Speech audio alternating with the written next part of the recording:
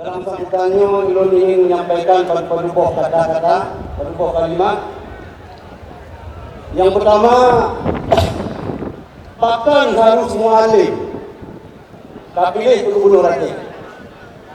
Yang kedua, nekalan leron, pakan aku mudi yang merupakan hantam terlibat dalam partai politik, dalam urusan politik praktis, pakan aku buka, pakan ulama-ulama lain, nah keluman.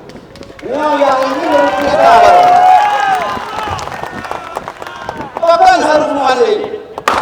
Padahal kalau senior malam malah senior di atas senior. Yang dia tunggu, yang hana patut, beda patut, bagi itu beda benda. Yang hana layak, beda layak, bagi suka beda baca. Pemimpin aja harus orang yang mantan kejahatan. Kau dikurung kembali itu ada yang kau kata aku saling tukar dulu. Kau dikurung, kau didoh itu boleh di mana pemimpin? Maka salah pilih. Pemimpinnya bukan hanya mengandalkan ijazah. Buku ijazah boleh dikumpulkan tidak hana. Rendah nangro tanah urang raya dan ijazah hana tidak maka rendah nangro.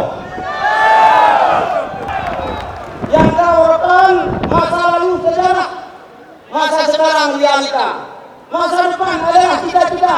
Cita-cita beliau Acehnya belagai keharap ketua umum presiden PKS, yang keharapkan ketua dari partai Gerindra bukan.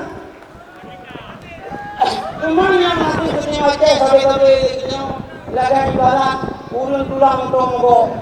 Wadah motor kaya kita tinggal ikut dadah. Itu